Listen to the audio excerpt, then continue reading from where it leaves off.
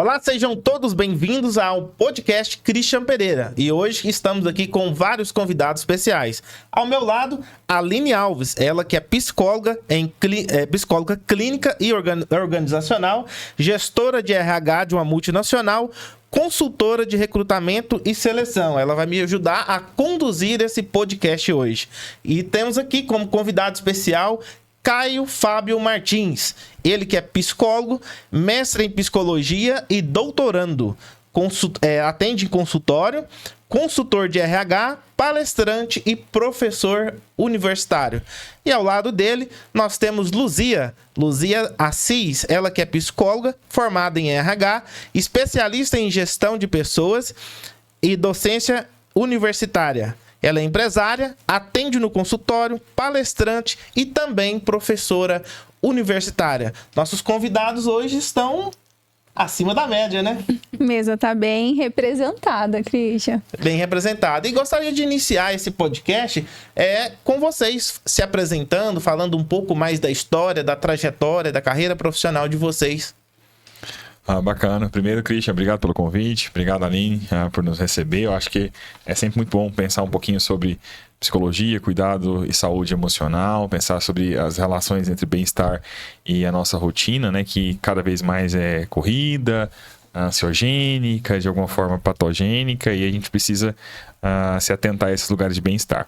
E claro, né, nós nos construímos aí, enquanto psicólogos, um processo comum a muitos de nós, né, que é o do sofrimento, da angústia, da escolha da carreira, da decisão desde o ensino médio de querer fazer um curso de graduação que de alguma forma nos permitisse mudar de vida, né, até alcançar bons resultados financeiros, mas para além disso que nos permitisse ajudar outras pessoas.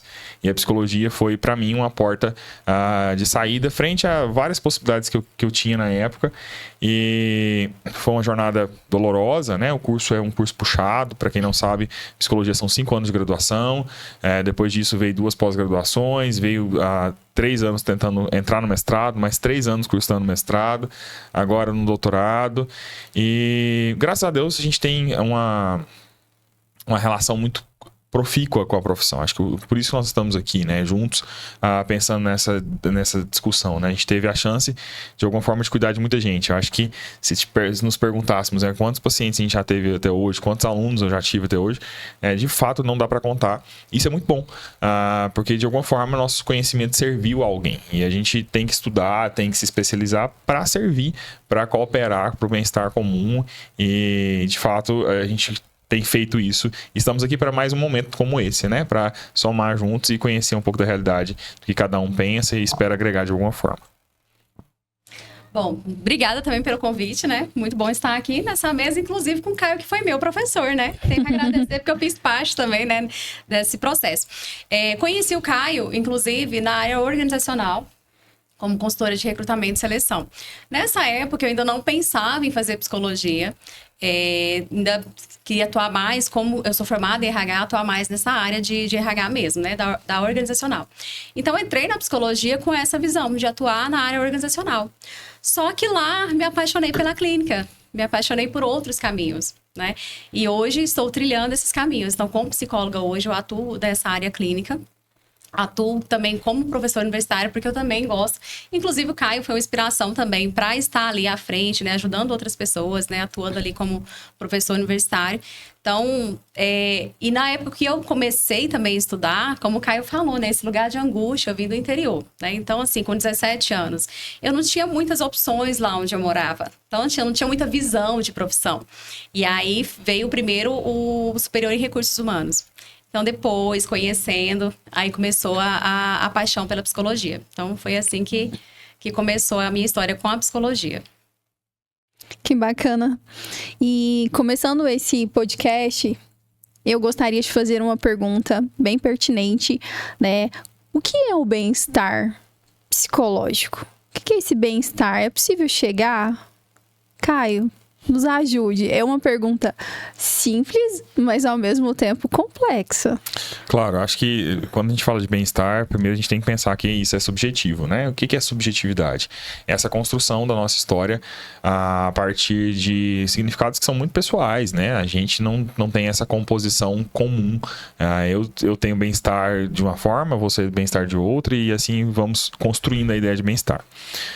Mas, basicamente, é ter capacidade de resistir às demandas do dia a dia, né? Bem-estar é uma força possível para aguentar as cargas que nos sobrevêm, né? O contrário disso é um certo tipo de tédio, você olhar para a vida e falar, não tem nada que me interesse tanto, parece que nada me chama tanta atenção, nada me provoca, ou o estresse, que é quando é muita demanda, você está desesperado e você não sabe como é que você faz.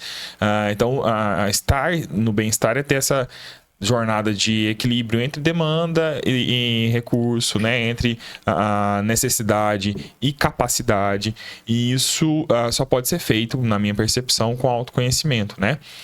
Eu, enquanto humanista, acredito que todo ser humano, de alguma forma, tem potenciais e recursos que lhes são inatos, né? Nós nascemos com potencial de crescimento, mas, hora ou outra, a gente vai cercando demais, né?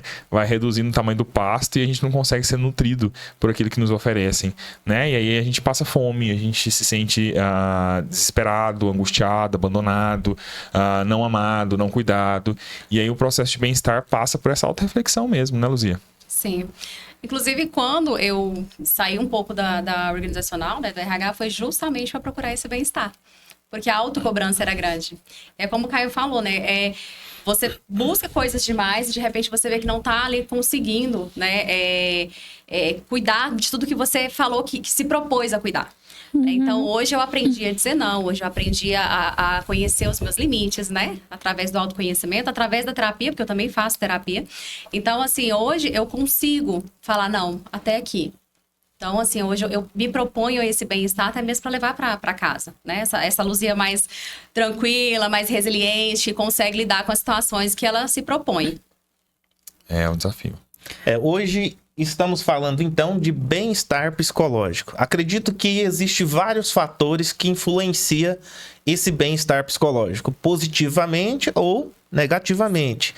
Entre eles, eu separei 7 fatores que eu acredito, aí vocês que são psicólogos podem confirmar e também falar mais sobre isso, né? Acredito que no começo da infância ali vem os pais, né? Depois vem os professores, os políticos, os pastores, o padre, o pai de santo, a polícia, todas essas e outros fatores que influenciam positivamente e negativamente.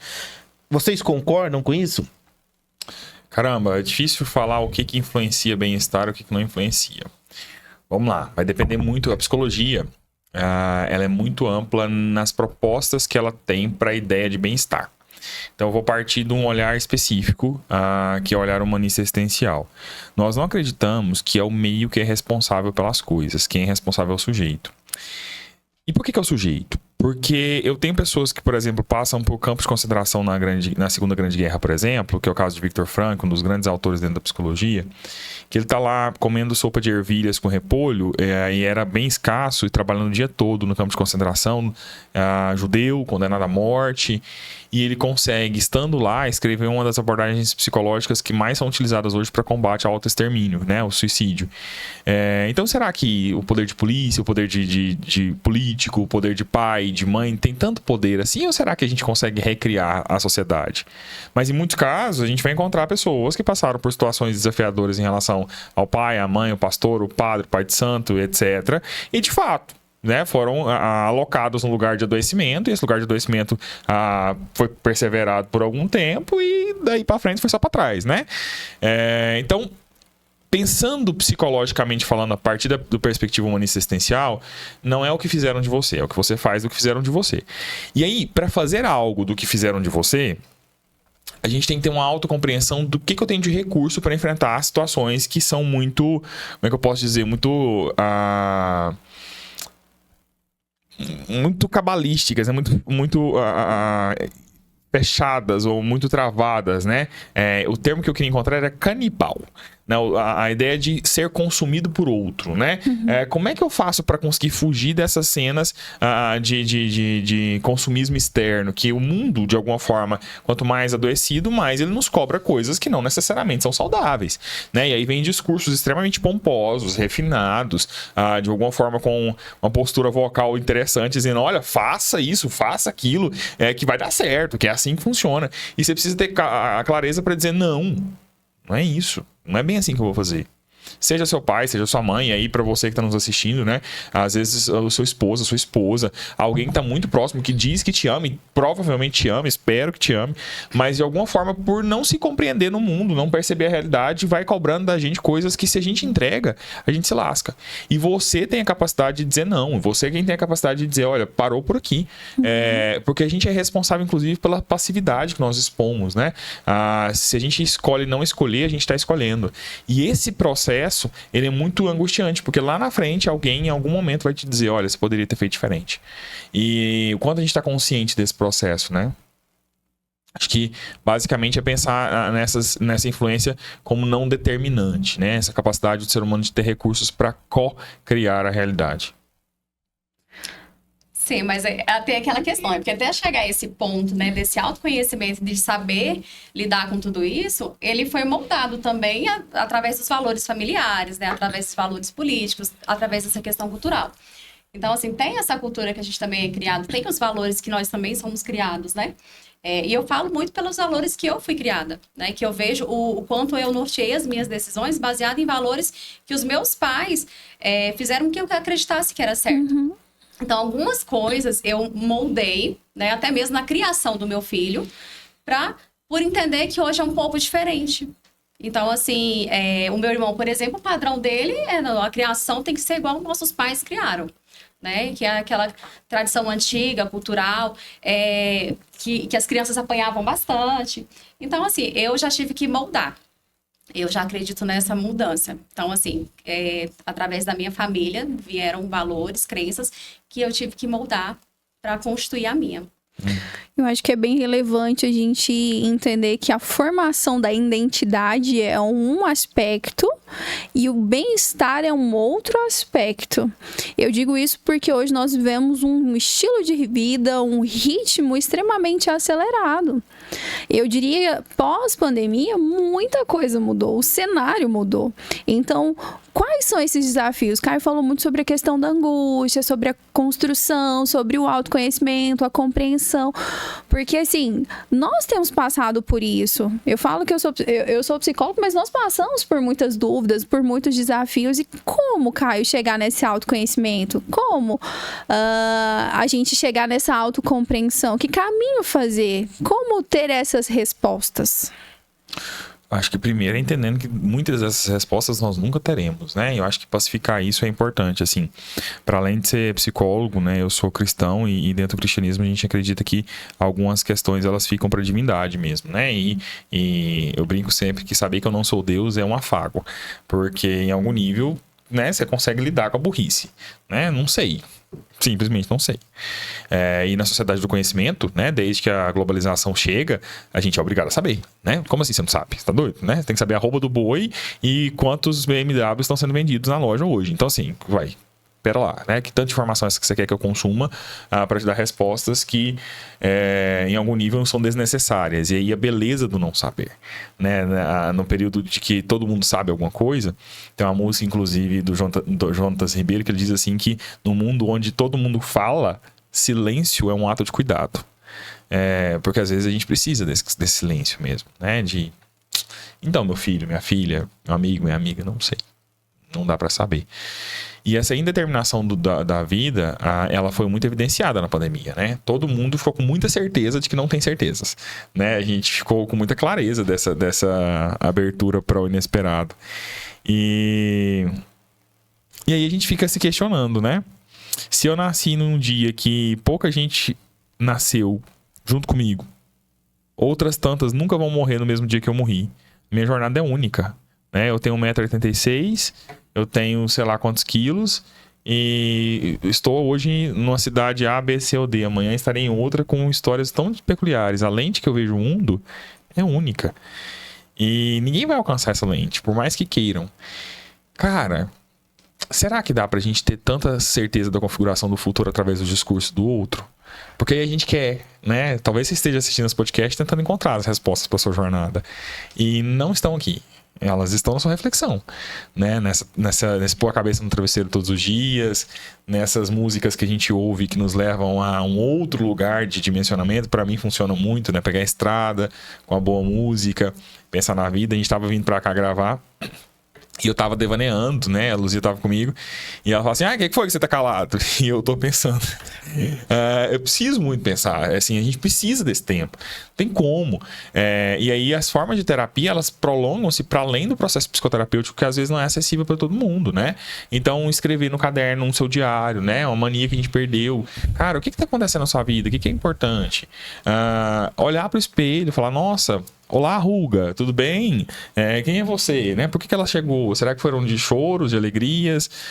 Que dias que foram vivendo, que foram marcando a minha pele, né? Que jornada é essa? Porque parece que aí a gente vai se desrespeitando um ciclo eterno, né, Luzia? Parece que da pandemia para cá, que o que era para ser extremamente um ensinamento sobre a jornada de vida, todo mundo já esqueceu e vida que segue. Sim. E eu acho que essa questão de não saber. E saber que não sabe é importante. Porque acredito que eu aprendi isso muito com o Caio, uma outra professora que eu cito muito, que é a Melissa, né? Uhum. Justamente nesse sentido de a gente não tem a resposta para tudo. Principalmente no consultório, muitas pessoas chegam querendo respostas. Querendo que o psicólogo entregue essa resposta. E não está ali, né? É como o Caio falou, você está na autorreflexão. Então, a gente vai ajudar, vai auxiliar a encontrar a esse paciente, a esse cliente, encontrar essa resposta. Mas nem sempre a gente vai encontrar. E aí, fazendo terapia também, eu descobri isso. Hoje eu vejo muito meu filho, né? Que acha que mãe sabe tudo, pai sabe tudo. E às vezes ele... Mas mãe, você não sabe. Não, mamãe não sabe. Esse realmente, mamãe não sabe. Vamos ter que esperar um tempinho para conseguir a resposta, quando depende do professor, né? Alguma coisa que ele gostaria de que o professor respondesse, mas ele quer que a mãe responda. Quando dá para pesquisar, né? A gente tem a tecnologia. Vamos ali pesquisar que a mãe realmente não sabe. Mas tem muitas coisas que a gente não sabe. E vai ficar sem saber. E aí uma pontuação sobre esse autoconhecimento que a Aline pergunta, né? Como é que a gente faz porque acaba sendo um paradoxo, porque o não saber entra em contradição também com o autoconhecimento que a gente sempre vem nessa busca. Então, de fato, eu concordo que o não saber... tem coisas que nós vamos buscar o que faz sentido, mas... E o autoconhecimento, do outro lado? Pois é. Eu acho que uma boa forma da gente saber sobre nós é olharmos no retrovisor. Até aqui. O que nos fez caminhar com um pouco mais de saúde? Se a gente separasse 10 momentos da nossa vida aí, né? Uma timeline. Quais foram os 10 momentos mais felizes que nós vivemos até hoje? Quem estava lá? Por que essas pessoas, de alguma forma, me ajudaram a ser mais feliz? O que elas fizeram comigo? O que eu fiz com elas? Sabe? O que a gente conversou? Que olhares foram trocados? Como é que foi essa cena? Porque parece que a gente, hora ou outra, se perde no que a gente realmente gosta. Sabe? Hora ou outra, eu me forço a comer, sei lá, um caviar, sabendo que eu gosto de torresmo. Sabe? Pra quê? Que jornada é essa? Que conversa é essa que a gente tá fazendo, sabe? E em relação à competência, né? A gente tá aqui na mesa com uma cambada de psicólogo organizacional. Às vezes eu vejo um povo querendo trabalhar na área comercial que mal sabe verbalizar 1 mais 2. E que às vezes é muito bom na área técnica, desenvolvimento de softwares, a manutenção, né? Hoje a galera de manutenção, por exemplo, quem instala a câmera de segurança, hoje ganha muito dinheiro. Trabalha em portão eletrônico, menino. Às vezes a pessoa é ótima em soldar. Cara, a gente precisa de bons soldadores no mercado. E tá lá tentando vender. Pra quê? E tem gente que é boa de conversa, mas é ruim de serviço. Então vai vender, menino. Para com isso, não é bobeira não. Vai gastar energia naquilo que você realmente funciona. Olha pra trás. Que jornada que você já trilhou, que funcionou, que foi funcional, que deu certo, né? Nós, como professores, em algum nível, a gente gosta de conversar. E aí, em algum momento, você para e olha e fala pra sua vida, nossa, parece que eu converso o tempo todo e isso me custa muito pouco. Então, vamos vender, né? Porque tem gente que sofre muito pra conversar e eu converso sem sofrer, logo eu consigo manter isso por mais tempo. Pra mim, funcionou muito. Né? Hoje eu trabalho basicamente com treinamento e desenvolvimento, assim, o consultório também. Mas o consultório, pra mim... E às vezes o povo acha que psicólogo, todo mundo gosta de consultório, né? Eu aguento consultório, mas no máximo umas 10 horas por semana. Mais que isso, eu quero fazer um parêntese. Caio, como que você descobriu o seu lugar? no mundo? É nesse sentido, por exemplo, como você descobriu que o seu lugar seria... A docência. Caramba, eu me via empolgado. Sabe, eu ia fazer certas coisas que eu olhava e falava, e outras, nossa, que massa. Então, por exemplo, vamos para um podcast, igual nós estamos aqui para gravar. Tranquilão, de boa, nem tchum. Não me custa. Não me custa conversar, não me custa dialogar, não me custa pensar e falar e pensando, né, nessa conta crítica da reflexão. Mas me custa muito preencher um documento. Não me manda fazer um Deixa relatório. essa parte comigo. Exatamente, sabe? E aí a gente vai percebendo, Aline, esse processo integrativo, né? O apóstolo Paulo fala assim, que nós somos formados como membros de um só corpo e que se a gente souber, né, a gerenciar, e ele tá falando do contexto religioso, mas que se aplica muito à nossa rotina. Se a gente souber que mãozinha tem uma função, pezinho tem uma função, joelho tem outra, canela tem outra, a gente caminha muito melhor. O problema é que a gente adora ser douto em tudo, né? E a gente quer dominar todo o processo porque a gente é inseguro, um bando inseguro. Eu sou ótimo de conversa, mas manda elaborar a prova pra você ver. Desespero que é.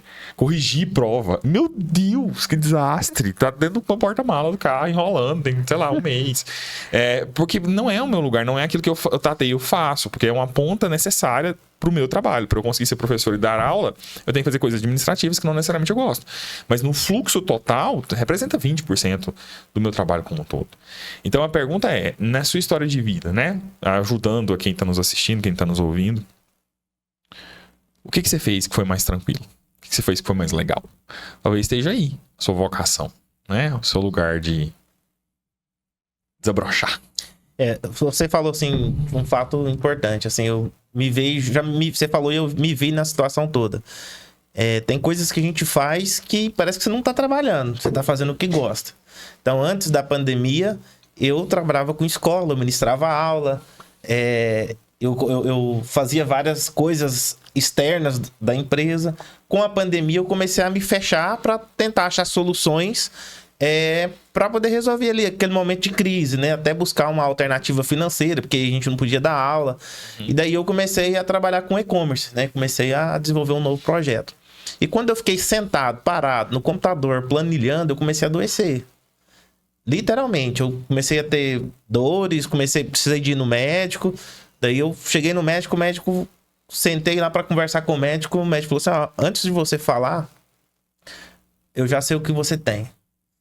E ele me trouxe que era um problema psicológico, era um problema assim de crise mesmo. Daí foi onde caiu a ficha e eu comecei a perceber que aquele trabalho que eu estava fazendo estava me adoecendo.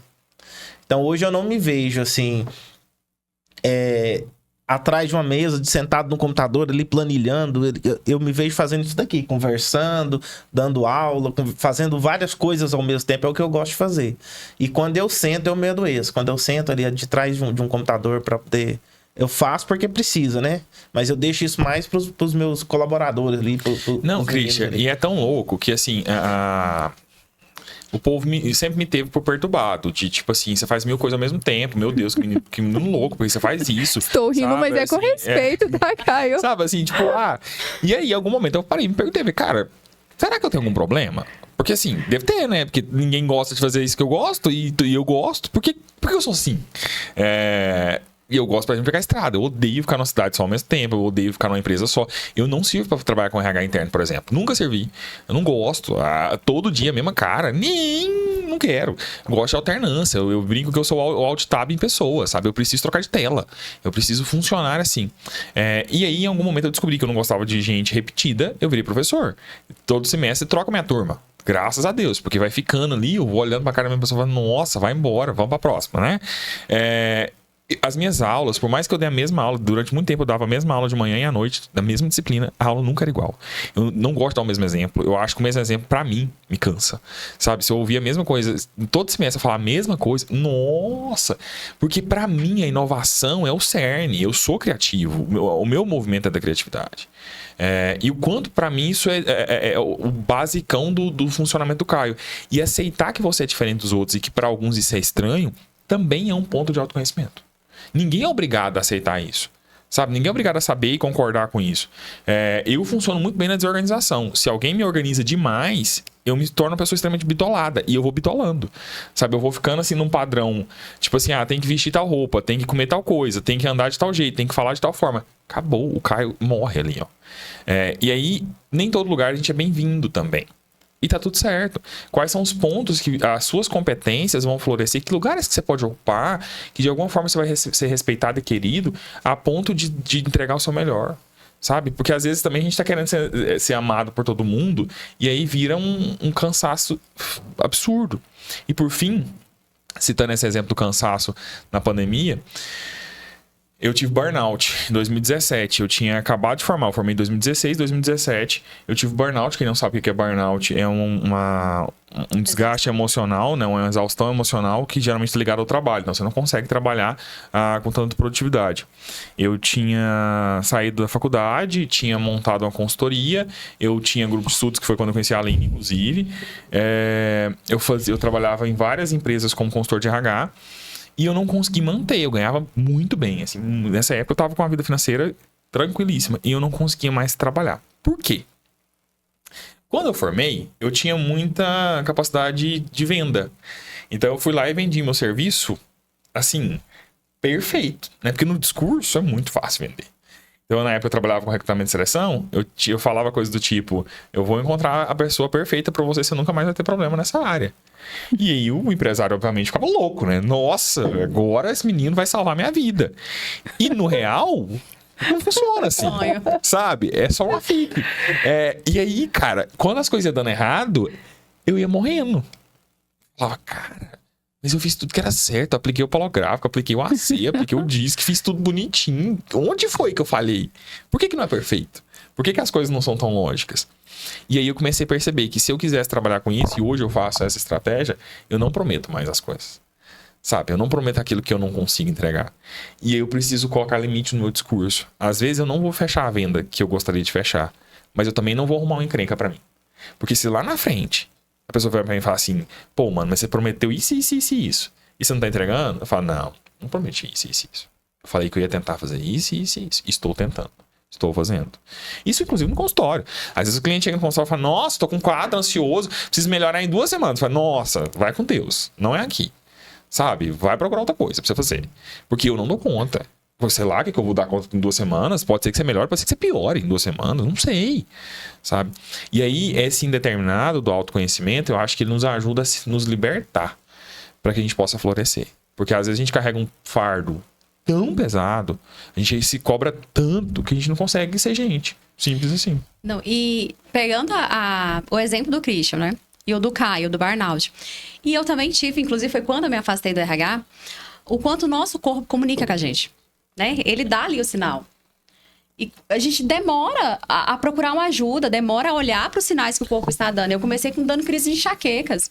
Eu demorei mais de 1 ano para procurar ajuda. E, inclusive, na época, eu tive o diagnóstico errado. Hoje eu entendo o que estava acontecendo comigo na época. Então, assim, esse autoconhecimento. E aí vem a autocobrança, né? Que nos leva para esse caminho. A necessidade de abraçar o mundo, de dar conta, de dar o resultado.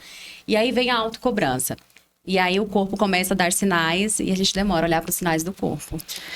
E eu acredito que toda essa reflexão, ela faz a gente seguir caminhos, direções, tomadas de decisões.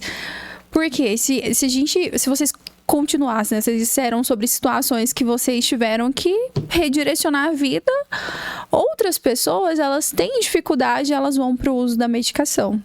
Eu digo isso porque a gente atende na clínica e quantas pessoas elas têm enfrentado todas essas reflexões, esses momentos por meio do remédio. Não é crítica, mas é um momento que, de fato, precisam dessa ajuda medicamentosa. O que vocês podem dizer? Eu passei por essa situação de precisar de ajuda, né, de fármacos. Mas, assim, o meu psiquiatra, na época, ele deixou bem claro, olha... É um cuidado aqui, mas é necessário ter a psicoterapia, é necessário ter atividade física. Então, assim, só o remédio não vai ajudar. Eu preciso que você também procure caminhos, né? Que realmente a gente consiga ali conciliar para ter resultado. Então, assim, eu fiquei pouco tempo. Eu fiquei 3 meses só no medicamento. Assim, pouco tempo, né? Em vista de alguns que eu conheço, que chegam pacientes na clínica com 5 anos. Tem uma que eu conheço que tem 10 anos. Então, assim, já são anos e anos já. E aí, agora, recente, que foi procurar psicoterapia, porque é um caminhar junto. Então, como você traz, não é uma crítica. Mas sozinho o fármaco não vai ali ajudar da forma que deveria, né? Porque a pessoa também tem que fazer o caminho dela. Que é a atividade física, a alimentação. Inclusive, se a gente pegar para olhar todo o histórico quando se fala de saúde mental, os transtornos, tem que ter ali atividade física, tem que ter a alimentação, né, balanceada, tem que ter esse cuidado com o corpo. E assim, gente, às vezes você ouve a gente conversando assim, você pensa que é mais do mesmo, sabe? Blá, blá, blá. Todo mundo fala de atividade física, todo mundo fala de alimentação. A gente tá falando disso e a gente tava no elevador descendo, fui convidado pra almoçar na casa da Luzinha antes de vir pra cá. E aí a gente tava descendo no elevador, a Luzia contando que ela essa semana conseguiu fazer atividade física só uma semana, que ela precisa se reajustar. E esse é um processo contínuo de reajuste. Essa semana eu consegui fazer 4 vezes, mas a minha meta era fazer no mínimo 5. Porque a rotina nos pega. Hora ou outra, já sendo doutos no nosso saber, né? Falando pra você sobre isso, a gente tá aqui pensando na nossa jornada também. Porque todo dia treinar é difícil, todo dia se alimentar bem é difícil, todo dia dormir bem é difícil. A gente tem problema, familiar morre, familiar adoece, relacionamento acaba, relacionamento começa. A gente também passa por isso.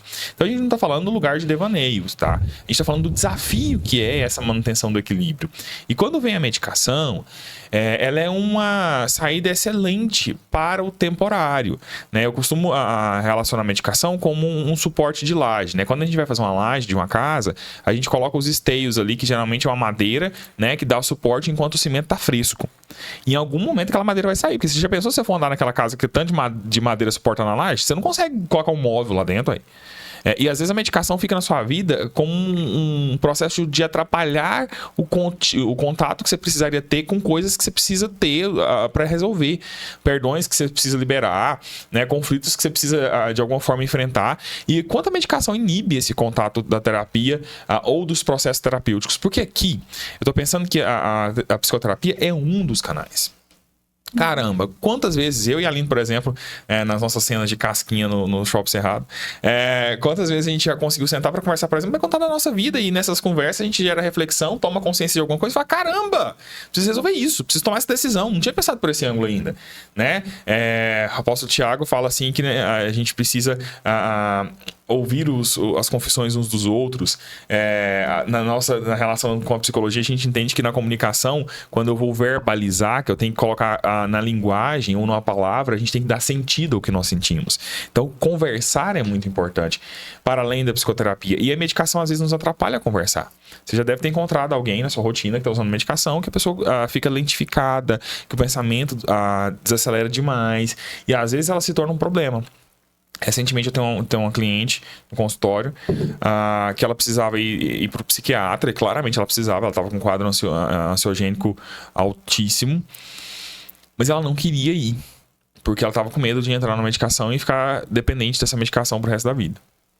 E aí na sessão que eu estava falando para ela o quanto ela precisava ir, eu falei para ela, fulana, é o seguinte, a prova de que você pode ir pro psiquiatra é porque você está muito preocupada em não continuar com o psiquiatra o resto da vida ou com a medicação psiquiátrica o resto da vida. Então pode ir. Pode ir, que eu sei que você vai fazer o seu melhor para dar conta de o dia que você puder não usar mais a medicação, você vai conseguir parar.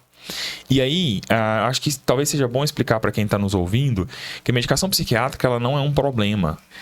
Ela é um recurso que a gente usa, mas que altera o funcionamento natural do seu organismo. Então, por exemplo, se a gente está usando um inibidor de recaptação de serotonina, nada mais é do que fechar os ralinhos de saída de serotonina. Ele não produz mais serotonina, que é o hormônio do bem-estar. O que ele faz é inibir que saia. Então, o que a gente faz? A gente vai produzir muito para inundar o seu encéfalo de serotonina, para você ficar muito feliz. Em algum momento a gente pode tirar essa medicação, que o ralinho pode ser aberto, que mesmo o ralinho aberto, saindo hora ou outra uma serotonina ali, você ainda tem serotonina suficiente para ter bem-estar. É assim que funciona. É matemático o negócio, né? A gente avalia os níveis e mantém ou não mantém. Então, como que eu libero a serotonina? Abraço, a gente vai liberar endorfina. Na corrida, na atividade física acima de 20 minutos em média, libera serotonina. Uma alimentação equilibrada que não atrapalhe você a absorver as vitaminas, sais minerais e todos os nutrientes que você precisa, vai te ajudar a liberar. Então, meu compadre, não tem muita regra, né? É cuidar do corpo como um todo, né? Do corpo como um todo, quando eu digo corpo aqui, no sentido humano, né? Mente, corpo, no aspecto biológico, psicológico, social e espiritual. É porque também as pessoas acreditam que há uma alteração só ali psicológica. Elas não entendem que tem alteração química também. Por isso entra ali o fármaco, né? Eu vejo muito quando chega no consultório que fala, olha, a gente vai precisar procurar um psiquiatra. Ah, não, mas eu tô a esse nível, então a pessoa já acha que é um nível de loucura. Existe muito preconceito. Sim, o estigma que culturalmente, a minha família mesmo, a cultura seria isso. É pra louco. Então, às vezes tem parente meu que eu chego, e aí, tá atendendo muito louco? Então, infelizmente, ainda tem essas pessoas que têm esse tabu, têm essa visão. Então, as pessoas que estão passando por esse transtorno, tem alteração química. Então, às vezes, é necessário entrar com os fármacos. Na fala de vocês, em algum momento, vocês falaram em atividade física. Então, eu acredito que existe uma relação entre atividade física com a saúde mental. Que relação é essa e como um pode impactar o outro? Olha, eu faço atividade física desde quando eu passei por esse processo, né? De enfrentar uma crise de ansiedade, de ter o burnout. E, assim... Porque é o que o Caio já trouxe, né? Porque vai ajudar, vai auxiliar esses neurotransmissores, que é justamente essa liberação, esse aumento de produção de neurotransmissores, que é essa alteração química que a gente está falando. Então, se você faz uma atividade física, se você tem uma alimentação equilibrada, se você está com pessoas também que faz parte ali do seu convívio, que é a rede de apoio que a gente fala, que são pessoas que te ajudam, né? E isso tudo vai auxiliar. Porque, como o Caio disse, o sorriso também ajuda. Ajuda a liberar ocitocina, né? A serotonina. Então, vai ajudar a liberar. Então, vai produzir mais. Então, essa é a importância da gente manter essa atividade física. Não é só esse devaneio, como o Caio falou. É necessário. Inclusive, eu faço pós-graduação em neuropsicologia. Final de semana retrasada, a gente teve um módulo falando sobre demências. E olha a importância também da atividade física. Porque a reserva cognitiva, ela pode ser começada ali desde a infância. Então, desde criança eu já faço isso.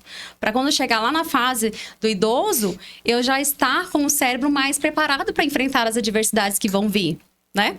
Então, assim, a atividade física pode começar ali da pré-adolescência, já é importante, para você já ter um cuidado já ali na fase do idoso. É assim, né, Christian? O seu corpo é uma representação sua, apesar de não ser você, né? Nós não somos meramente um corpo. Mas eu gosto muito de pensar que a academia, né? Quem faz atividade física na academia, a gente tem um monte de espelho. E, em tese, a academia tem espelhos para que você consiga se perceber fazendo atividade física e evite que você faça o exercício de forma incorreta. Mas, para além disso, ele tem a utilidade da gente se tocar de quem somos, né? A gente, se você se perguntar agora, qual que é o seu rosto? Talvez você não se lembre de como está seu rosto, sabe? Você tem acne, você não tem acne? Será que você tem cravo, não tem cravo? Será que você tem a verruga, não tem? Como é que tá as suas marcas de expressões? Como é que tá a sua zona T? Né? Tá oleosa, não tá? A gente esquece da gente. A gente não sabe mais quem a gente tá. Sabe? A última vez que você foi no espelho, deu uma checada no shape, deu uma olhada nas construções que a gente vai fazendo com esse corpo. E o corpo é simbólico, tem a ver com trajeto, né? A gente faz uma piada horrorosa dizendo que algumas pessoas andam na estrada de chão, quando a gente vai falar, quer dizer que alguém tá mais feio, né? E às vezes a gente tá andando na estrada de chão psicológica, né? Às vezes tá vindo as costelas de vaca aqui, desregula tudo do nosso balanceamento diário, né? E aí, quando a gente vai fazer atividade física, a gente tá concentrado no nosso corpo. Se você faz corrida, por exemplo, caramba, vai te ensinar sobre limite. Você não dá conta de fazer o pace que você quer, do jeito que você quer. Você vai ter que fazer do jeito que você dá conta, né? Hora ou outra vai ter que parar para cuidar do joelho, vai ter que usar um sebo de carneiro para melhorar seu pé, porque hora ou outra seu pé dá umas trincadas, né? Se fosse na época da pobreza, a gente chamava de rachado. Como que tá a sua rotina em relação ao nado, por exemplo? Eu amo fazer natação, apesar de achar que é um esporte rico, né? E nem sempre tem condições para isso. Mas entrar na água, para mim, é um paraíso. Não tem mais ninguém para me infernizar, me encher o saco. Dentro da água eu não ouço nada, a não ser a pressão da água. Eu acho isso tão sensacional, esse silêncio que a atividade física nos coloca na academia. A minha playlist de música.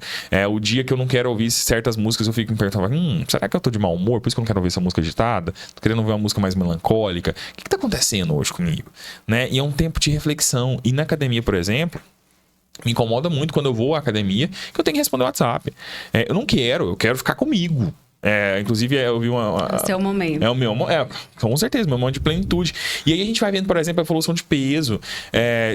Eu tô falando da academia, gente, porque a maior parte de nós fazemos academia, mas uma outra atividade que é barata, que você pode fazer agora, sei lá, levantar e ir na rua fazer, que é a caminhada. Caramba, quantas e quantas vezes eu me lembro que quando eu morava no interior, eu orava todos os dias ao longo da caminhada. Gente, que é coisa melhor do que olhar para a natureza e pensar na divindade, bater um papo, falar, no meu caso, né, que sou cristão, Jesus, como é que tá o rolê aqui? O que o senhor vai fazer? Como é que o senhor vai providenciar milagre? Onde o senhor vai tirar dinheiro para pagar tal conta? É um bom momento a gente se concentrar na gente, né? Então, a atividade física, para além das questões químicas que a Luzia muito bem pontuou, né, que é essa liberação de endorfina, de serotonina, que vai manter aí o seu corpo com um bom senso corporal, né? O senso corporal também ajuda a gente a manter o neurodesenvolvimento ativo, né? Evitar ou retardar, porque em relação à velhice a gente fala em retardo, né? Do envelhecimento. Então a gente evita o envelhecimento precoce. De qualquer forma você vai envelhecer. Você escolhe envelhecer com 30, 40, 50, 60, 80, 90 anos. Ponto, né? E o quanto que a atividade física também, se for atividade em grupo, tipo jiu-jitsu, taekwondo, karatê, vai exigir de nós respeito uns aos outros. Mesmo na academia, né? Se for treinar academia de rede, você vai ter que respeitar muito, né? Revezar aparelho, saber a hora de entrar, a hora de sair, ter estratégia de enfrentamento. Um dia o peso não está disponível, você vai ter que treinar uma outra coisa para conseguir otimizar seu tempo. Então, quanto que a gente aprende com isso? E tem que ser uma jornada de aprendizagem. Eu costumo brincar que eu vou sempre à academia para tentar fazer o primeiro exercício. Os demais eu não sei se eu vou dar conta. Tem dia que você tá brocochô, capenga, desidratado, né? Você faz 20 minutos ali e você quer ir embora. Tem dia que você consegue fazer 1h30, 1h40, você tá animadíssimo. Nossa, fala, meu Deus, manda mais exercício aqui que eu vou. Então... Tem esse dia? Comigo tem. Nossa, sábado passado mesmo, foi uma semana infernal. Eu tava terminando a semana assim, fui treinar, falei, cara, hoje eu vou arrebentar. Fiquei 1h40 na academia, quase 900 calorias, assim, olhando o relógio, falei, cara, você tá doido, hein, bichão? Hoje foi top. E tem dia que 15 minutos eu olho e falo, meu Deus, né? A primeira série não tá rolando. E isso diz muito do nosso time. Então, atividade física não só para o shape, eu acho que é bom a gente ter um bom corpo, um corpo que a gente goste, mas para além disso, para a gente se conhecer também. E também é interessante, tem uma pesquisa que eles fizeram com adolescentes do ensino médio. Um grupo ficou treinando durante um mês na academia. Se eu não me engano, salvo engano, umas 3 vezes na semana, mas eu sei que tinha atividade física e o outro não. E aí, eles mostraram, teve ali uns incentivos, né? Ali mostraram algumas coisas para esse grupo. E eles perceberam que os grupos que estavam em atividade física memorizavam mais. Eles conseguiam lembrar mais de detalhes daquilo que foi mostrado durante algumas aulas. Então, eles, de acordo com a pesquisa, teve um 20% a mais de conhecimento de aprendizagem durante esse processo de um mês que eles fizeram de pesquisa. Então, assim, a importância da gente manter o cérebro ativo, até nesse sentido da questão da atividade física, né? De colocar o corpo em movimento. Então, a gente tem ganhos para tudo. E aí, a gente fala de neurociência, de neuromodulação, de hormônio. Talvez você que está nos ouvindo é leigo nesse sentido, vou tentar te explicar isso de uma forma melhor. Quando tem um setor novo, um bairro novo, né? A gente tem um negócio, uma tecnologia inventada pelo ser humano que chama trieiro, né? Que é um caminho mais perto do ponto A ao ponto B, né? Na neurociência, a gente tem que pensar que quanto mais neurotransmissores ativos nós temos, mais trieiros nós temos para a informação ser mais rápida. Então, é o corpo desenvolvendo caminhos mais ágeis de soluções do dia a dia. Né? Você quer se tornar ágil? Uma boa forma de atividade física. Né? Você quer ganhar tempo no seu dia a dia? Treina. Você quer ganhar tempo? Coma bem. Você quer ganhar tempo? Coma bem, durma bem. Porque isso vai melhorando a nossa capacidade de ajuste, né? Daqui a pouco o seu encéfalo vira um Waze, né? Tá super ativo em relação ao melhor caminho possível para transitar as informações. Plasticidade neural que permite você criar novos hábitos, né? Exatamente. Christian, eu acredito que a gente conduziu, né, esse bate-papo, trazendo várias reflexões, e eu acho que o mais bacana, as estratégias. Estratégia de fazer uma caminhada que, não tenho nenhum valor para investir nesse momento numa academia, numa rede, academia, nos exercícios físicos, né? Tem seja no uma YouTube caminhada. também. Dança, é comprovado, pelo menos 20 minutos. É importante, 20 minutos. Então, assim, no próprio YouTube você vê algumas questões de danças que você pode fazer Zumba, ali. né? Hoje tem os vídeos de Zumba lá, super eu não tranquilo. consigo, chego tarde do serviço, não quero sair de casa. Tira 20 minutos. Às vezes eu falo para meus clientes mesmo, tira 20 minutos para você. É 20 minutos para você movimentar o corpo. Você coloca no celular. Hoje em dia quase todo mundo tem um celular, tem a internet disponível, na televisão. E assim, usando um termo que eu não sou muito fã, mas esse mindset de que exercício é cansativo. Para! Que cansativo o quê? A gente não vai no parque de diversão caçar encrenca? Sabe, ainda paga para aquilo. Então, vamos caçar encrenca no exercício físico. É um bom momento da gente, talvez, desempenhar novas atividades, testar seu corpo. Gente do céu. Essa semana eu tava pensando sobre isso. Quando eu comecei a fazer academia, fazer desenvolvimento, eu fazia desenvolvimento com um halter de 4, 5 quilos. Hoje eu já faço com 17,5. Eu falei, caraca, Caião, que isso aí, bichão? Tá indo, hein? Tá chegando lá. E assim, olhar pra sua evolução, você fala, caramba, velho, olha onde eu cheguei, né? Como é que a gente aprimora com todo dia, ensinar constância, principalmente para você, sub-20, né? A galera que tem menos de 20 anos aí, geração inconstante, que tem muita dificuldade de aprender sobre rotina, necessidade de fazer todo dia a mesma coisa, mesmo que não esteja claro a evolução. Mas a evolução leva tempo. Então, assim, um tizão de 30 anos tá te falando, não desiste não, é todo dia mesmo, assim, um dia após o outro e vai lá, né? Porque senão você pira. E aí, uma outra sugestão também, né, falando sobre história de carreira. Quando eu cheguei em Goiânia, em 2010, eu fui trabalhar no McDonald's para ganhar R$370 na época. E às vezes você olha pro seu serviço de hoje, pra sua realidade de hoje, você fala, gente, que bosta, né? Não tem pra onde ir, o caminho é esse, não vai dar certo, eu não consigo, não dá conta. Sempre dá. Sempre tem um caminho adiante, né? Às vezes demora, faz umas curvas assim inesperadas, você não quer passar, né? Quando eu já estava formado com burnout, eu olhava para mim e falava assim, nossa, antigamente pelo menos no McDonald's eu trabalhava, né? Agora eu não consigo trabalhar nem no McDonald's, né? Eu tava com burnout, não conseguia sair de casa. Então assim, no meio do caminho tem uma pedra, de fato tem uma pedra, algumas pedras, mas a jornada vai sendo de algum nível facilitado pela nossa experiência. Então, fazendo um paralelo entre atividade física e musculatura e a nossa rotina de vida, que musculatura psicológica a gente está tendo? Sabe? Quando a gente está usando essas situações, como o Christian colocou na pandemia, ele teve que se adaptar e ir para um outro tipo de trabalho, quantas vezes a gente vai ter declínios e vai ter que retroceder alguns passos e recomeçar em uma outra jornada, aprender de novo e caminhar com isso? E aí, tem um aspecto que a gente não citou aqui sobre bem-estar, que é um aspecto que eu gosto muito de pensar, que é a espiritualidade.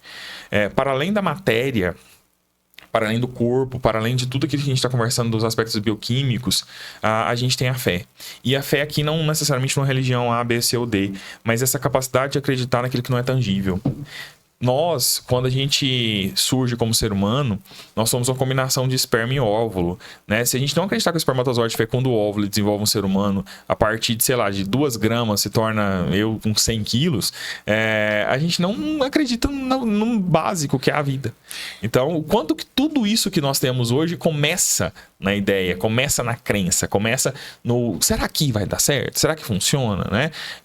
Até onde a gente vai nesse processo? E acreditando, a gente consegue fazer tanta coisa, porque aí a gente tem alteração bioquímica também. Uma vez que a gente acredita, nosso corpo se prepara para fazer. E fica mais fácil, né, Luzia? É engraçado essa fala do Caio, acho que tá tendo um rapport aqui. Enquanto ele tava falando, eu tava pensando justamente no foco, né, de acreditar no propósito. E aí ele traz a espiritualidade, porque quando eu vim do Tocantins, eu já sabia algumas coisas que eu queria. Então, assim, eu via as pessoas passando, às vezes eu tava no ponto de ônibus, né, e o meu primeiro serviço foi como recepcionista também, ganhava só um salário mínimo na época, se eu não me engano também era 442 quando eu mudei pra cá. E aí, eu lembro que eu ficava pensando, gente, onde é eu? Tô dirigindo aqui em Goiânia. Né? E eu sabia o carro que eu queria. Eu sabia até o marido. O estilo de marido que eu queria, eu sabia qual que era. Então, assim, eu acredito que eu realizei todos os sonhos. Porque o último que, quando eu mudei pra cá, que eu queria realizar, era ser professora universitária. E aí, eu precisei mudar de profissão. Ou seja, sair do RH, começar como psicóloga pra realizar mais esse sonho. Então, assim... foi foco. E eu acredito que hoje, aquela moça, aquela menina de 17 anos que saiu do interior, ela conquistou tudo que ela almejou. É claro que hoje a nova Luzia tem outros sonhos, mas aquela que veio do interior, ela conquistou tudo que ela queria, tudo que ela sonhou. Então, hoje, essa daqui pode falar para aquela. Deu certo, viu? Então, assim, eu fico muito feliz. Eu acredito muito nessa questão da espiritualidade. Eu tenho muita fé. Lá em casa, a gente trabalha muito isso lá. Eu e meu esposo, com meu filho. Porque a gente precisa ter foco. A gente precisa acreditar no propósito. Porque eu vou trabalhar para realizar aquilo, né? Porque eu enxergo aquilo acontecendo na minha vida. Trazendo a conversa para algo mais específico e atual, como que o mundo atual está influenciando assim, na saúde das crianças, dos jovens, principalmente com o uso das redes sociais hoje? Tem alguma influência? Olha, inclusive a maquiadora que estava lá em casa hoje, a menininha dela tá com 8 meses, e aí ela falou que a pediatra pediu, por favor, para não entregar telas, porque eles acreditam que a ansiedade, né, tá muito ligada a telas, né, às redes sociais. Inclusive, o meu TCC da psicologia foi sobre isso, porque a gente se compara muito, né? Hoje em dia, eu lembro uma amiga, um tempo atrás, virou e falou assim, ela tem 22 anos, eu tenho 34. Nossa, eu queria ter conquistado metade do que você já conquistou. E ela não estava falando de questão de financeira, né? Ela estava falando de questões sobre o network, sobre as amizades. E eu até falei para ela, mas e o caminho? Né? Onde você está hoje? Porque ela hoje atua em algo que ela gostaria de atuar. Então, a comparação. Então, onde você está hoje? Porque eu estou há 12 anos à sua frente, né? Então, assim, 12 anos de jornada. Então, essa comparação, e a rede social não é diferente. Então, quando a gente fala da modernidade com criança, a gente tem que ter muito cuidado. Uma taxa importantíssima. Criança de 10 a 14 anos, hoje, aumentou 45% o número de suicídio. Criança de 10 anos. Quando a gente ia parar para pensar o que acontece com crianças, né? Então, assim, o que está acontecendo com essas famílias? Eu vejo da minha família, às vezes entregar o celular, deixar a criança o dia inteiro com o celular é mais fácil, eu tenho mais tempo para cuidar das tarefas domésticas, para cuidar das outras obrigações, porque ele está investido aqui no celular. Então, assim, trazendo esse contexto para a tecnologia, né? Para a rede social. Caramba, eu acho que assim, né? É difícil pensar no futuro desses jovens de 10, 20 anos sem celular. A tela cada vez mais flexível, né? A gente tá cada vez mais touch. Eu sou da época do Nokia 2280. Então a gente tinha ali a anteninha do celular que você puxava ainda, né? A gente jogava cobrinha e tentava ganhar do monstro. Hoje, a gente tá o tempo todo no touch de uma tela de celular, de uma tela de TV, de um computador e comunicando com isso. E não dá para impossibilitar o acesso, né? E a gente tem que, essas crianças, elas têm que ser digitalizadas, porque senão elas se tornam analfabetas. Na nossa época, a gente não sabia ler e escrever, era um absurdo. Hoje, não saber usar um bom software, a inteligência artificial, a gente não tá falando mais só de usar o celular, mas usar um chat GPT, usar um IA qualquer, porque o mundo se passa por esse lugar. Agora, tudo pode prover bênçãos e maldições, isso é uma regra para a nossa jornada, e a gente tem que se perguntar o quanto nós estamos desenvolvendo crianças e adolescentes para ver o detrás das coisas, né? O que você não vê nesse podcast é o que nos trouxe até aqui, né? Então, o caminho da nossa chegada, do nosso processo de preparação, de estudo, para falar tudo que a gente está falando aqui. Você não viu, ninguém tem acesso às horas que nós não dormimos para estudar, nos preparar, para montar isso aqui, o trabalho dos pedreiros, desde a construção do espaço até chegar nesse momento, o trabalho do Lucas na edição, nos cortes e tal. E a gente é muito bitolado, né? A gente só vê o que o povo quer mostrar. E a gente tem que se perguntar o que tem, para além disso, ensinar as crianças e os adolescentes a entender essa dinâmica, de que o mundo tem um por detrás, tem um background, que se a gente não tem acesso a ele ou não imagina ele, fica impossível aceitar que você também pode chegar lá. Então, qual é a jornada que as pessoas que estão nesses ideais que nós temos em relação, sei lá, a Virgínia e o Zé Felipe, que talvez hoje seja o grande casal influencer no Brasil. O que eles passaram até chegar aqui? E aí você vai ver a história da Virgínia, por exemplo, é uma história de mais uma pessoa lascada, com relacionamento anterior abusivo, toda arrebentada, que reconstruiu a vida dela a partir do caos. Então, assim, você tá preocupado com o filho que ela ganhou agora, com quanto essa criança já tem de patrimônio, mas por que você não preocupou com ela na hora que ela tava sendo agredida pelo ex-namorado, por exemplo? Sabe, por que a gente não quer olhar para a desgraça do outro e entender que nela também há crescimento? Essa semana, uma colega que tem um consultório no interior, o consultório dela caiu o telhado porque tinha uma goteira, choveu demais, infiltrou o gesso e o gesso dela caiu. E ela é uma psicóloga extremamente renomada e ela teve que reformar o consultório dela em uma semana, e o marido foi lá, assumiu a reforma porque ela estava trabalhando, ela também é professora, tem uma rotina muito pesada e tal. E aí ontem ela postou. E eu achei genial. Falei, caramba, a gente esquece de postar a desgraça que acontece na nossa vida, e aí parece que a nossa vida é perfeita. Sim. Sabe? E eu acho lindo quando alguém tá com um soro na veia, posta a história do soro na veia. Eu quero, se você quer postar, eu tô aqui pra assistir. Porque eu quero saber o dia que você adoece também. Porque isso me deixa mais humano. Porque o dia que eu adoeço me incomoda muito que ninguém adoece. Sabe? Tá todo mundo muito bem o tempo todo. Então, recentemente teve um movimento de unfollow no Instagram, de pessoas que eram influencers fakes, e eu acho que isso precisa crescer. A gente precisa seguir gente real, sabe? A gente precisa estar por trás de gente que tem briga no casamento, que tem problema com os filhos, que os filhos são internados. Tem uma máxima dentro do cristianismo que é orar um pelos outros. A gente esqueceu de fazer isso nas redes sociais, sabe? De pedir ajuda, de pedir uma oração, pedir sei lá, uma energia positiva, se é isso que você acredita. Faz alguma coisa também para mobilizar as pessoas em relação ao real, inclusive com as crianças e com os adolescentes. Sabe? Tem criança, tem adolescente que tem um tênis melhor que o seu, mas tem criança e adolescente que não tem tênis. Sim, no século XXI, em 2024, a gente tem essa realidade. E quanto mais real as coisas vão chegando, menos a rede social se torna tóxica. Porque na minha época não tinha rede social, mas tinha, no meu contexto religioso, o dia da Santa Ceia, que era o dia das irmãs desfilar roupa nova e achar que todo mundo era rico. E se a gente acreditasse naquilo, também adoecia. Numa proporção diferente, mas também gerava um mal-estar. Então, a cada época terá o dia da vitrine. E a pergunta é, quem está montando o desfile? Será que está tão bonito quanto quem está na passarela? Será que essa nossa visão não está sendo muito limitante, né? Sobre essas perspectivas? Então, acho que é isso, Christian, assim. Em relação à rede social, não vejo ela como um dragão, como uma maldade, um negócio horroroso, mas é um processo de reflexão. Saber usar, né? E a reflexão também é o estilo de vida. Porque o Instagram até marca a quantidade de tempo que a gente usa e que a gente se dedica. E um pouquinho que você vai lá passando o dedinho, no final das contas, quantas horas nós temos gastado e investido. Mas eu acho que a fala do Caio é bem pertinente, me traz a seguinte reflexão, ou o resumo da fala é que nós somos seres e gente tem as lutas, tem as angústias, tem as dificuldades, passamos para nos construirmos. E cada um tem uma história muito bonita, né? De construir. Ninguém tem, nossa, 1000 maravilhas, é o que posta nas redes sociais, que só posta coisas boas, só os sucessos. Não, mas é uma construção.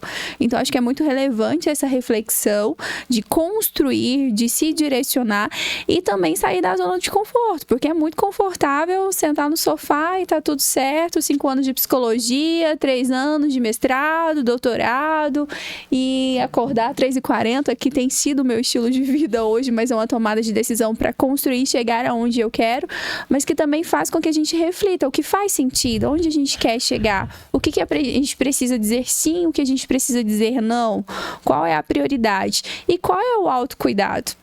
Quando vocês falam sobre a questão da prática do exercício físico, de ter essa rotina, qual é o tempo que eu tenho para mim? Que olhar que eu tenho para comigo? Teve uma cliente que ela estava com falta de ânimo e ela, resumindo, né? Vitamina D baixa. Ela não estava indo no médico há muito tempo. Então é esse olhar para mim. Eu preciso ir no médico, eu preciso ir para terapia, eu preciso arrumar minha unha, eu preciso arrumar o meu cabelo, eu preciso passar um batom, eu preciso me olhar no espelho, eu preciso de... O que eu preciso? Qual é o olhar? Qual é a atenção? Então, isso faz muito sentido quando a gente fala sobre o bem-estar. Eu acredito que as pessoas ainda têm um pouco de dificuldade de buscar ajudas, né? Com psicólogos, assim, talvez um preconceito, alguma coisa assim nesse sentido. Eu falo assim porque comigo mesmo foi assim. Eu me deparei assim, fazendo xixi toda hora eu indo no banheiro, toda hora indo no banheiro. Ela tem que procurar um médico. Aí eu vou no urologista. Aí minha mãe gosta de ir naquelas clínicas populares. Aí eu peguei e fui. Aí, quando eu cheguei lá, o médico estava sentado assim, a cadeira do paciente um pouco mais afastada, o médico lá, a mesa dele aqui, daí eu entro. A passos largos. Peguei a cadeira aqui, assim, já arrastei debaixo da mesa do médico. E olhei bem na cara dele que sim, ele já dá uma olhada em mim, daí ele, o que eu posso te ajudar? Aí eu peguei e falei, tô fazendo xixi várias vezes, e não tá normal, tô acordando 4, 5 vezes na noite. E falei, né, o que tá acontecendo. Aí foi onde ele disse pra mim, olha, antes de você falar, eu já sei o que é. Eu poderia te sacanear, o médico falou de jeito pra mim. Ele falou assim, eu poderia te sacanear, te passar um monte de exames aqui, você ir lá, pegar, enfiar um negócio no seu pênis lá e você sentir uma dor, não sei. E ele foi falando as coisas lá de como que eram os exames que ele podia pedir. E você sentir muita dor e no final vai dar o que eu te falar aqui agora. Seu problema, você precisa de uma ajuda. Pode ser um estresse de trabalho, alguma coisa assim, e o seu problema você vai tratar com um psicólogo. Tipo, mas só pelo jeito que eu entrei, sentei na cadeira e morreu ali a conversa.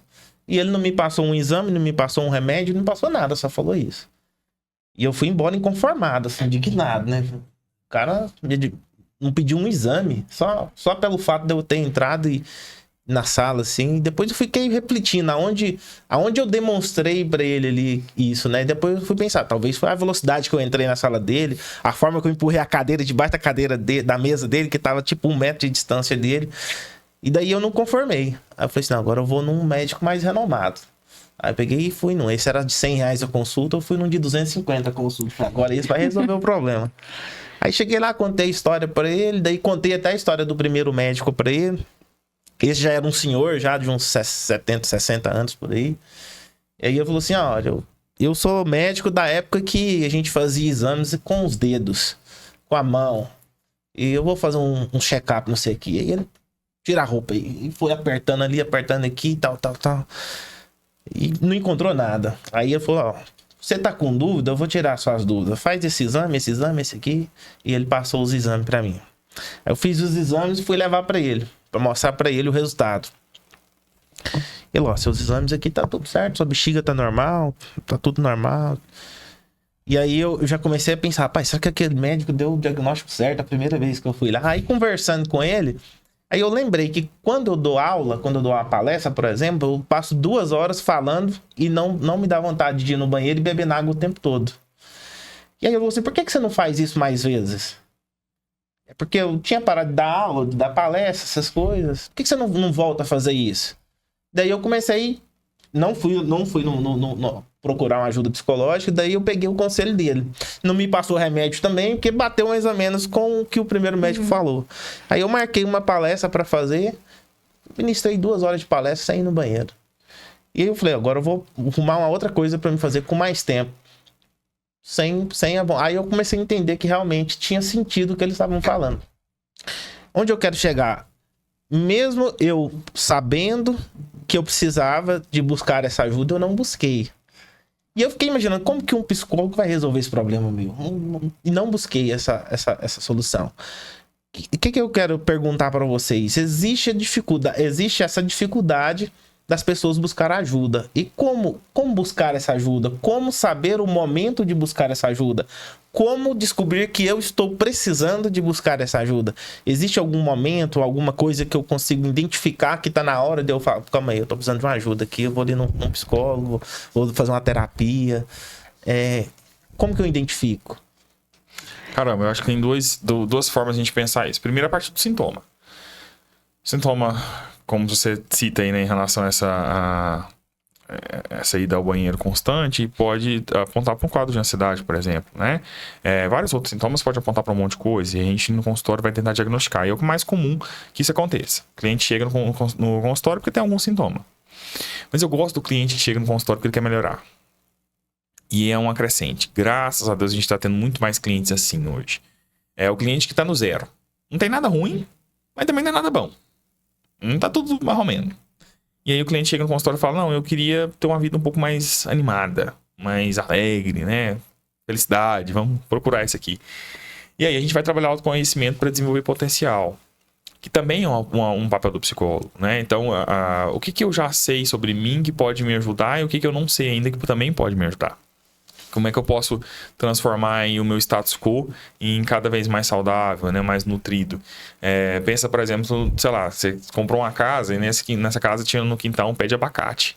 E ele produz, né? Sei lá, por ano ele produz 150 abacate. E aí você descobriu que tem algum tipo de nutriente que você pode jogar no pé dele ali, né? Faz uma cova 1 metro da região do caule, né? Do tronco do abacateiro. E no ano que vem, ele produz 1.500 abacates. Porque agora eu consegui melhorar a nutrição dele. Então a pergunta é, será que a gente, estando produzindo os nossos 150 de todos os dias, talvez a gente não tenha potencial para muito mais? Então, para além do sintoma, antes das suas folhas secarem, né? Pense talvez um cuidado para melhorar ainda mais sua produtividade. E produtividade aqui não tem a ver com dinheiro só. Às vezes tem a ver com ser mãe melhor, ser pai melhor, ser amigo melhor, ser filho melhor, né? Então, como é bom. Exatamente, né? Ser pleno, sabe? Tá em contato, parar de ficar devaneando, viajando na maionese, sabe? Conseguir se conectar com a realidade, ser grato pelo arroz com feijão, sabe? E não é nesse movimento charlatânico do gratiluz, não, sabe? É um movimento do real, de olhar e falar, caramba, quando a Luzia fala sobre dirigir pela cidade, né? Meu sonho era ter um carro com som, e hoje, às vezes, eu tô dentro do meu carrinho, né? Um besorrinho branco por aí. E eu consigo colocar um Black Eyed Peas da vida e eu danço felizão no sinal e as pessoas devem olhar e pensar, cara, que pessoa perturbada. Mas eu tô só comemorando porque outrora eu tava dentro do ônibus, né? Eu fiquei, sei lá quanto tempo dentro do leixão, competindo no lugar com 30 mil pessoas, né? Então, cara, passa. Chegou num novo lugar, comemora, reconheça. E a psicologia nos ajuda muito nisso, em ter um tempo para pensar. E semana passada eu recebi, achei interessante no consultório, uma pessoa que ela só não está satisfeita com o que ela faz. Depois de uma faculdade de 5 anos, já há 4 anos atuando no mercado, ela não está satisfeita. Então ela quer entender melhor, né, essa insatisfação dela, ela quer se conhecer melhor. Então não necessariamente esses sintomas físicos, né, esses sintomas fisiológicos que o corpo ali começa a dar sinal. Mas para aí, e a minha satisfação enquanto profissional? Vou procurar um psicólogo para entender. Então, hoje não tem tanto esse tabu, apesar de existir ainda. Mas hoje as pessoas começam a ter um olhar diferente para esse autoconhecimento, para a insatisfação, né? De como o Caio falou, como mãe. Eu, inclusive, mesmo passando por todo o processo ali de sofrimento, acho que o que pegou mais foi o processo de mãe, para procurar ajuda. Peraí, que tipo de mãe eu estou sendo para o meu filho? Diante da crise que eu estava enfrentando. Eu tenho um case de sucesso, eu trago como de sucesso, porque tinha um colaborador na empresa. Acaba que a gente faz alguns aconselhamentos pontuais e ele estava em um processo de separação, de divórcio. Mas ele chorava na empresa toda, mas literalmente ia chorar mesmo. Vai lá, vai, procura o RH, fale, né, com a psicóloga. O que ela vai me ajudar?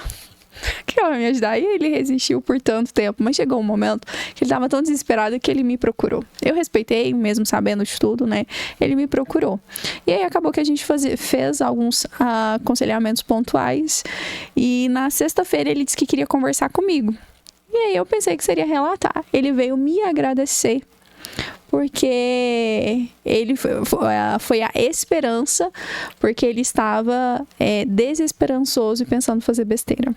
Então, foi uma pessoa que não conhecia o que é a psicologia, o que o psicólogo pode propiciar, mesmo que em conversas pontuais, mas ele agradeceu.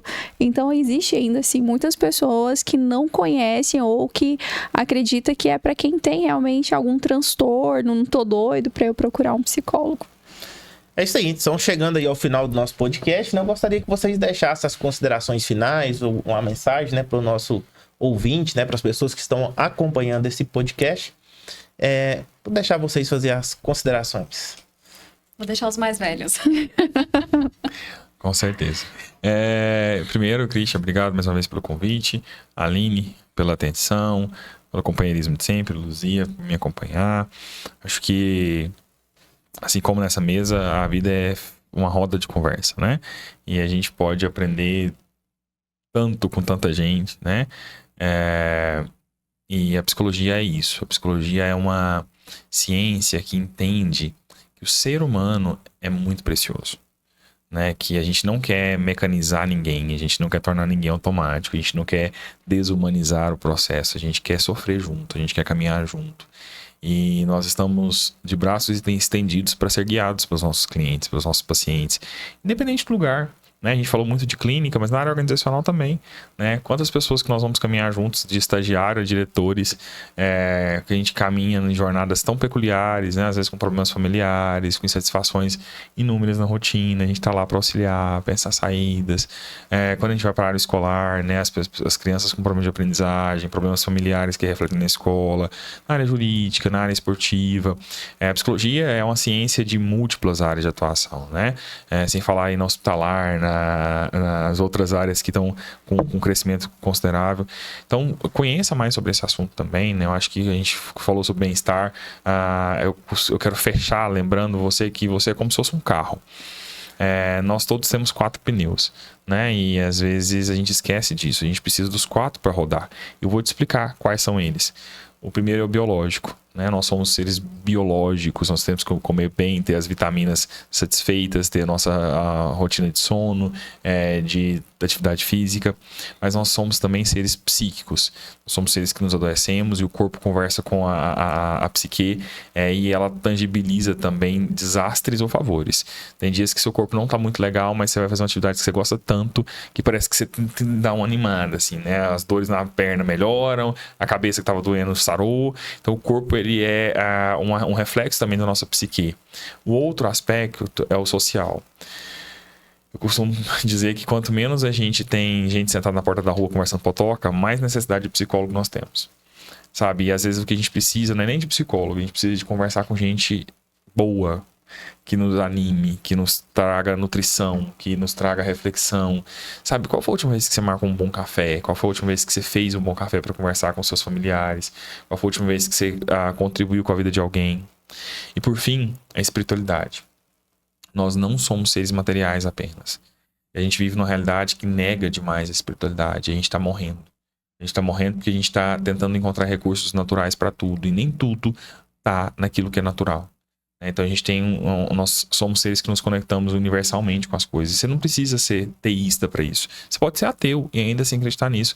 Acreditando na energia, na física quântica, nos desenvolvimentos da noção da matéria que se desenvolve em nós. E pensando nesses 4 pneus, se a gente não tiver com os 4 balanceados, orientados e bem dirigidos, a gente não vai a lugar nenhum. Então a gente tem que tomar esse cuidado, né? Para não ficar hiper focado numa coisa, esquecer das demais, e procurar profissionais que possam nos ajudar, né? A Luzia falou sobre a terapia dela, eu também já fiz terapia há muito tempo, hoje eu tô de alta aí, mas uma hora ou outra a gente tem que voltar. Faço acompanhamento nutricional, vou no médico sei lá de quantas vezes no ano, porque a gente precisa de colegas para nos ajudar. Não tem essa de você viver sozinho, achando que o dinheiro é só seu, né? A gente quer muito ganhar dinheiro, mas não quer gastar, né? E isso não é gasto, é investimento. Então a gente vai melhorando o nosso processo. E é isso, meu comentário final. Obrigado mais uma vez pela companhia, obrigado pela participação aí. Bom, muito obrigada também, mais uma vez, pelo convite. E eu gostaria de fazer uma pergunta. Quem é a pessoa mais importante da sua vida? Para quem está nos assistindo, quem é a pessoa mais importante da sua vida?